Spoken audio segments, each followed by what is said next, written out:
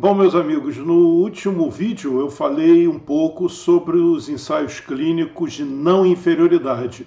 E eu fiz isso porque o ensaio clínico que nós vamos discutir agora é um ensaio clínico de não inferioridade, em que foi comparado um esquema, dois esquemas, na verdade, de 4 meses de tratamento versus o esquema padrão para tuberculose, que estão 6 meses de tratamento.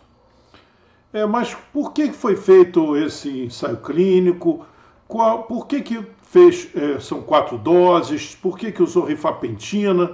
Bom, o tratamento da tuberculose tem sempre 3 objetivos. O primeiro objetivo é diminuir rapidamente o número de micobactérias na lesão do indivíduo para que ele pare de transmitir a doença. É uma questão de saúde pública.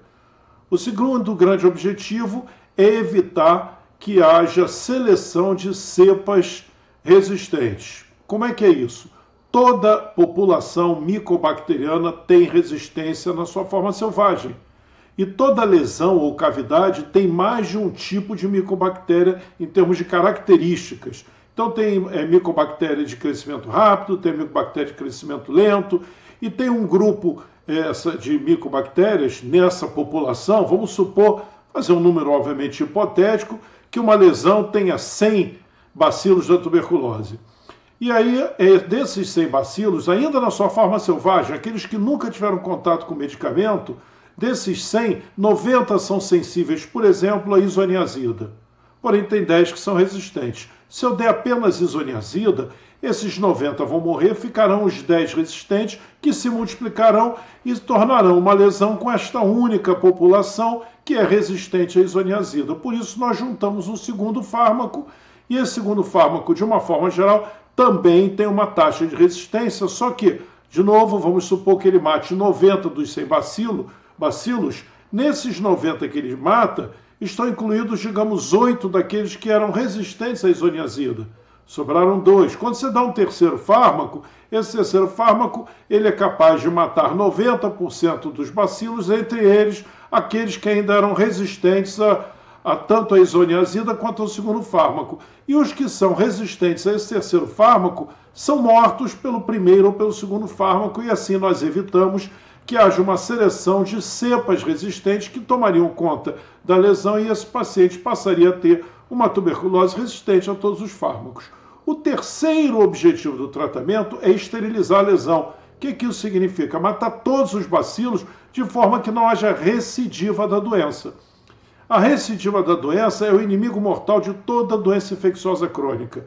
Assim como a exacerbação é um dos parâmetros mais utilizados atualmente para aferir gravidade de doenças crônicas não infecciosas e até algumas infecciosas como as bronquiectasias. Então, hoje é um dos critérios. Então, recidiva e exacerbação são um horror para a vida dos nossos pacientes. Então, um dos objetivos, o terceiro objetivo do tratamento é esterilizar a lesão. Por isso, são utilizadas várias drogas, vários fármacos, melhor dizendo. E por que encurtar o tratamento? O tratamento já teve 18 meses, já teve 12 meses e atualmente tem 6 meses. Então é possível encurtar. Mas por que nós queremos isso? Porque um dos grandes inimigos da adesão é o tempo de tratamento. Então nós temos, já falei antes, eficácia vezes efetividade. Eficácia é a ação daqueles medicamentos no mundo ideal. Então, se você fizer cultura, teste de sensibilidade, 95% dos pacientes com tuberculose teriam que ficar tratados, curados. Ou melhor, 95% dos pacientes com tuberculose tratados deveriam ficar curados. No mundo real não é este número. No mundo real tem alguns lugares que é 60%, tem outros lugares que é 80%, em média dá 70%. A efetividade é de apenas 70%. Em cada 100 pessoas que entram no sistema para tratar tuberculose, 70 ficam curados. Os outros 30, alguns são por resistência, uma taxa varia, 5, talvez um pouco mais por cento, mas aí você tem um número grande de pessoas que não ficam curadas por falta de adesão. Ou não tomam o remédio todo, abandonam o tratamento antes do final, ou tomam de forma irregular, tomam segunda, quarta, sexta, enfim, tomam o remédio de forma errada, em vez de tomar todos os comprimidos, toma 2 e não toma outros, porque ele acha que aquele outro faz mal, é a falta de adesão. Quanto mais curto o tempo de tratamento, maior a chance de adesão, inclusive maior a chance de supervisão do tratamento. Esse estudo comparou 3 braços.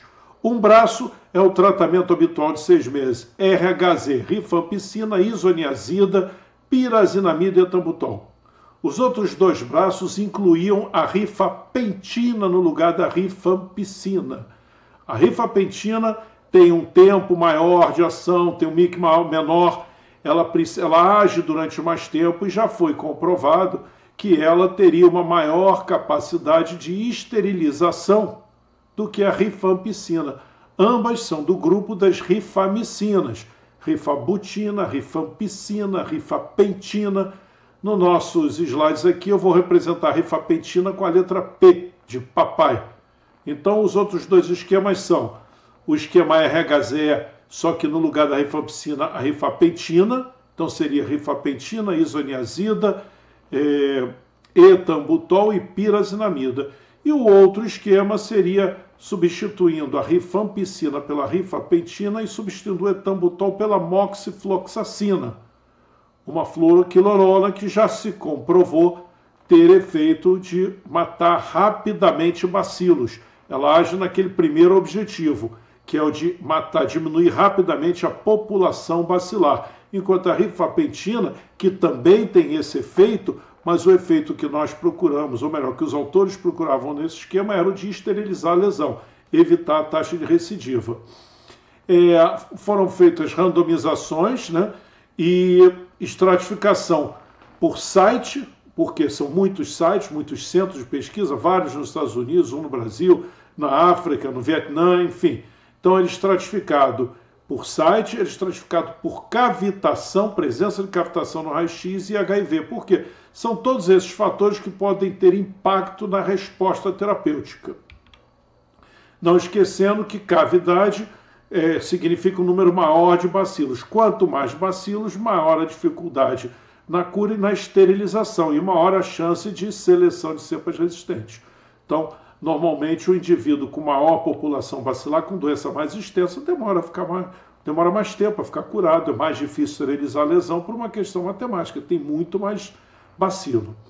Eram endpoints, eram 2 endpoints ou desfechos, melhor dizendo, de eficácia e um endpoint de segurança, um endpoint primário de segurança. O desfecho primário de eficácia era a cura 12 meses após a randomização. Randomizou hoje, um braço trata 6 meses, os outros 2 braços tratam 4 meses. Mas eles querem ver a taxa de cura ao final de 12 meses depois da randomização, ou seja, 6 meses depois do final do tratamento do braço de 6 meses e 8 meses depois do final do tratamento dos braços de 4 meses. Para quê? Para ver a taxa de recidiva. Esse é o objetivo. Ver se houve recidiva de doença. Não só, então, quer ver, não só ficou curado, como ficou curado mesmo, não recidivou. Isso é muito importante. O segundo endpoint de eficácia é fazer a mesma verificação 18 meses depois da randomização. Ainda não deu tempo de finalizar, porque é 18 meses depois do último tratamento, né? Então eles publicaram antes de chegar nesse endpoint. E o endpoint primário de segurança, ou desfecho primário de segurança, eram eventos adversos de grau 3 ou mais, até 14 dias após a última dose de medicamentos. Essa questão de grau 1, grau 2, grau 3, normalmente existe uma tabela em que você qualifica, grada, melhor dizendo, os eventos adversos. Lembrando que evento adverso é tudo aquilo que ocorre, todo aquele efeito indesejável que ocorre com o sujeito que está participando do ensaio clínico. Os eventos adversos podem ser associados, relacionados ao tratamento ou não, né? Mas todos são eventos adversos. Os relacionados ao tratamento, porque é possível, provável ou certamente, esses 3 grupos, eles são, então, quando associados ao tratamento, chamados de reação adversa. Os resultados aqui, eu vou falar do endpoint de eficácia, na comparação mais importante, que era pirazinamida, melhor dizendo, rifapentina, isoniazida, pirazinamida e moxifloxacina versus o esquema de controle habitual, o RHZE. Comparando aqui os grupos, eles pegaram o grupo eu já falei isso no vídeo anterior, né, dos elegíveis microbiologicamente e da população acessável. Então o esquema com rifampicina e moxifloxacina, que é como eu vou chamar de agora em diante esse braço, que é o braço com maior esperança, maior expectativa, ele teve um desfecho favorável em 15,5% dos indivíduos, enquanto que o grupo controle teve um desfecho favorável de 14,6%. Na população acessável, né, excluindo aqueles que morreram por morte violenta, excluindo aqueles que desapareceram, etc., o grupo da rifampicina teve um desfecho desfavorável de 11,5% e o grupo controle teve um desfecho favorável de 9,5%. Lembrando que a margem considerada para esse estudo, por margem de inferioridade, foi de 6,6%. Então a diferença absoluta entre o braço experimental, rifampicina e moxifloxacina, e o grupo controle foi de 1%, né, arredondando aqui 1%. E o intervalo de confiança foi de menos 2,5% a 4,5%, ou seja, estão menores do que 6,6%. Nenhum deles alcança a margem de 6,6%. Consequentemente, não é inferior. O braço da população acessável, ou melhor, o grupo da população acessável, o braço comparado com o grupo controle, é a mesma coisa, 11,6%, 9,6%. A diferença absoluta foi de 2%. O intervalo de confiança de menos 1 a mais 5, de novo, inferior à margem de inferioridade de 6,6%. Então, o novo tratamento, que inclui rifampicina no lugar da rifampicina e a moxifloxacina no lugar do etambutol de 4 meses, não é inferior ao tratamento habitual de 6 meses. Olhando aqui essa figura, que é muito, muito bacana, ela mostra exatamente o que nós discutimos antes, eu não sei se vocês lembram, que eu dei aquele exemplo, né, que tem de um grupo fica o novo tratamento melhor, do outro lado fica o grupo controle, o tratamento controle melhor. Aqui é a linha 0, então nós consideramos que não houve inferioridade, que não é inferior, quando o intervalo de confiança passa pelo 0, mesmo que o resultado obtido seja do lado do novo tratamento melhor ou do lado do controle melhor, desde que o intervalo de confiança passe pelo 0 e não ultrapasse, obviamente, as margens de inferioridade e de superioridade também, né? 6,6 aqui. Então, voltando à figura do artigo, vocês vejam aqui, aqui são as várias análises, está comparando o rifampicina com moxifloxacina e o grupo controle. Vamos aqui na população microbiologicamente elegível. Aqui ó, que eles têm uma parte aqui que eles ajustam de acordo com gravitação e HIV. Isso é interessante, mesmo naqueles pacientes com HIV positivo ou com cavidade no raio-x, o novo esquema não foi inferior ao esquema habitual. Como vocês podem ver aqui. Ok, eles passam pelo 0 e todos eles têm uma leve tendênciazinha aqui para o controle melhor, mas estão dentro da margem ainda. Então, quando você vai para o protocolo, se lembra? Pelo protocolo, olha o que está acontecendo aqui. Eles estão aqui, ó. Aqui, continuam não inferior. Estão vendo aqui? Aqui. Então é assim que a gente analisa essas figuras. Por outro lado, quando se comparou o braço controle com o esquema de rifampicina, porém com o etambutol, ou seja, não houve substituição do etambutol pela moxifloxacina, não foi demonstrada não inferioridade. Em termos de segurança, em linhas gerais, os eventos adversos não houve diferença, no entanto, houve mais alteração hepática nos esquemas com rifampicina do que no esquema com rifampicina e moxifloxacina. Foi um pouco maior do que o esquema de rifampicina sem moxifloxacina e ambos foram maiores do que o esquema com rifampicina ao invés de rifampicina. Porém, nos 25 eventos adversos que atendiam os critérios da lei de Hy's Law, não houve praticamente diferença, segundo eles foi semelhante, né? Foi 7, 10 e 8, quer dizer, não é estatisticamente diferente nos três grupos. Lembrando, né, o que é a lei de Law, a lei de High, que é bem antiga, enfim, bem antiga mesmo, não sei, tem mais de 20 anos, é que esse autor, High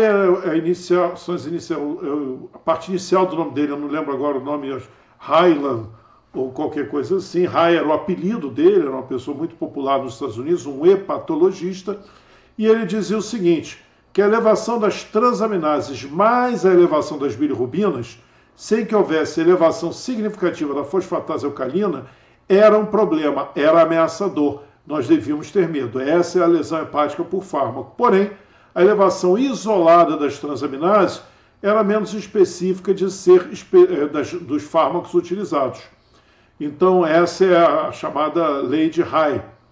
E nesse estudo, eles definiram como uma medida que atendia a lei de High, ou seja, a um aumento de transaminases e bilirrubina, quando as transaminases aumentavam 3 vezes ou mais o limite superior da normalidade e as bilirrubinas aumentavam 2 vezes ou mais o limite superior da normalidade. Quando atendia isso, eles diziam que atendia os critérios de High e os pacientes que tinham esse tipo de alteração no exame de sangue correspondiam a 25 e eles se distribuíram igualmente entre os 3 braços, ou seja, aquele tipo de alteração que sugere uma lesão mais grave se distribuiu igualmente nos 3 braços. Esse estudo traz algumas coisas muito interessantes. A primeira delas é que ele, digamos assim, ele dá um novo fôlego à utilização da moxifloxacina no tratamento da tuberculose. Um estudo de 2006, 2009, não me lembro agora, acho que 2006, mostrou que a taxa de conversão da cultura de positivo para negativo no braço que utilizava isoniazida, rifampicina, pirazinamida e moxifloxacina, a taxa de conversão foi maior, houve mais gente passando a ter cultura negativa do que aquele grupo que usava o tratamento habitual. E isso confirmava os achados de estudos em cobaias. Mas aí uma revisão sistemática publicada na Cochrane dizia, avaliando os vários estudos considerando fluoroquinolonas no tratamento da tuberculose, concluiu que não há evidência suficiente para esclarecer se a adição ou a substituição do etambutol ou isoniazida por fluoroquinolona reduz a morte ou a recidiva ou aumenta a conversão da cultura em 8 semanas. O estudo ali anterior mostrou que aumentava, mas eles fizeram uma avaliação de vários estudos e concluíram que não havia evidência científica. Mas se nós formos ler essa análise, esse trabalho, essa revisão sistemática, eles fazem uma avaliação sempre da qualidade dos estudos, aqui fica mais fácil de ler. Então eles veem se os estudos, se a geração, se há um viés de seleção, né, se a amostra realmente foram alocados os indivíduos nos braços de forma randomizada, né? Se a alocação, se havia cegamento, mascaramento, né? Todos dois para evitar viés de seleção, se os participantes estavam cegos, né? Mascarados para os desfechos de eficácia, isso é a questão do viés de performance. Enfim, aqui tem vários itens, né? Mascaramento, etc, etc. Os 3 estudos que avaliaram a moxifloxacina foram esse aqui, cujo o gráfico eu mostrei no slide anterior, esse aqui, o primeiro, e esse último aqui. Vejam bem, randomização. O único estudo que demonstrou claramente a randomização foi o segundo estudo, que foi o que demonstrou superioridade da moxifloxacina. O único que tinha os participantes e as pessoas que participavam mascaradas para o tratamento foi esse aqui. Esse daqui não deu para verificar. O último aqui também não. Continuando aqui com novos critérios de avaliação de qualidade, esse primeiro estudo atende a esses 4, o último aqui não atende a 2. Deixe em dúvida um terceiro. O último estudo vocês veem, ou não está claro, ou foi rejeitado. O único estudo que está com tudo verde aqui, ou seja, todos os critérios de qualidade do estudo foram atendidos, foi esse. E esse aqui, que é também não, os dados incompletos, né, que eles chamam de viés de atrito, que é considerando as perdas, dá a impressão que eles, não sei se eles leram, no artigo está muito claro que não houve perdas acima de 20%, aliás, não houve perdas, as poucas perdas que ocorreram foram iguais em ambos os braços. Mas, enfim, o fato é que o estudo que tem melhor desempenho em termos de qualidade foi o que demonstrou superioridade da moxifloxacina. Se vocês olharem aqui, né, o primeiro, o segundo e aquele terceiro, são os três que avaliam a moxifloxacina. Esse último aqui estava cheio de problemas metodológicos, eles consideraram. E o primeiro, como é que você considera um ensaio clínico para poder tirar alguma conclusão se você não consegue afirmar que houve randomização? Se o princípio, a pedra angular do ensaio clínico é a randomização, enfim. Esse estudo do New England, ele ressuscita, digamos assim, a moxifloxacina. Outra coisa interessante, que eu acho que isso tudo mostra, isso aqui é uma declaração dessa autora, ela tem um livro maravilhoso sobre medicina baseada em evidência, e ela diz o seguinte: à medida que a prática da clínica, ou seja, que os profissionais da saúde estão mais ocupados e com menos tempo para ler e refletir, e o tempo obviamente se torna muito precioso, é fundamental que os profissionais da saúde tenham capacidade de avaliar a literatura médica criticamente. Por exemplo, ao ler aquela meta-análise ali, aquela revisão sistemática, melhor dizendo, com meta-análise, você conclui que a moxifloxacina não serve e aquele estudo, esse ensaio clínico, então não deveria ter sido realizado. Ele foi realizado e mostrou não inferioridade. Porque você tem que aprender também, não basta ler a conclusão da revisão sistemática. É interessante ler a revisão sistemática, aprender a ler uma revisão sistemática e avaliar seus resultados. Então, hoje em dia, qualquer profissional da área de saúde que não sabe ler criticamente um artigo científico está em desvantagem. Meus amigos, era o que eu tinha a dizer, não tem muito mais o que falar. É um ensaio clínico que realmente demonstrou, ele tem algumas limitações, como todos os ensaios clínicos. Primeiro, uma das limitações é que não houve mascaramento. No entanto, era muito difícil que se fizesse o mascaramento ou cegamento nesse estudo, porque a rifampicina ela é melhor absorvida quando ingerida em jejum. Já a rifapentina é melhor absorvida quando ingerida com alimentos gordurosos. Então, na administração do medicamento já havia uma mudança em termos de como ele era administrado. O esquema com rifampicina era dado em jejum. O esquema com rifapentina era dado com comida. Então, isso dificultaria o mascaramento. Outra coisa é que se você botasse placebo, ia aumentar em 20 comprimidos os grupos de estudos, aumentando muito a chance de falta de adesão. Lembrando que falta de adesão não é só não tomar os medicamentos, é tomar os medicamentos de forma equivocada também. Então, obviamente que não significa que amanhã vai se começar um esquema com 4 fármacos. Esses estudos são feitos com supervisão de tratamento, né? Todos os pacientes tomam os medicamentos sob supervisão, sob observação, de segunda a sexta, eles só não são observados no final de semana, e no mundo real, no nosso país, não ocorre isso, né? O paciente toma sozinho o medicamento. A rifapentina a gente sempre fica com medo, né, de lesões hepáticas, então, mas eu acho que foi dado um passo gigantesco para que num futuro, espero que breve, nós consigamos encurtar o tratamento da tuberculose para 4 meses. Eu tenho certeza que isso vai aumentar a efetividade do tratamento. Eu espero, de alguma forma, ter colaborado para uma avaliação crítica desse paper, que, no meu entender, para a tuberculose, talvez seja o artigo mais importante dos últimos tempos. Então, o meu nome é Marcos Conte, eu sou professor titular da Unifase, Faculdade de Medicina de Petrópolis. Eu sou pneumologista, né, especialista em pneumologia e tuberculose. Sou especialista também em medicina legal e perícia médica, e coordeno o núcleo de pesquisa clínica da Unifase, Faculdade de Medicina de Petrópolis. eu vou procurar a cada semana, pelo menos, postar algum tema, alguma discussão interessante sobre pneumologia. Eu tenho épocas que eu fico falando sobre perícia médica, agora eu vou focar em pneumologia durante um bom tempo. Até a próxima.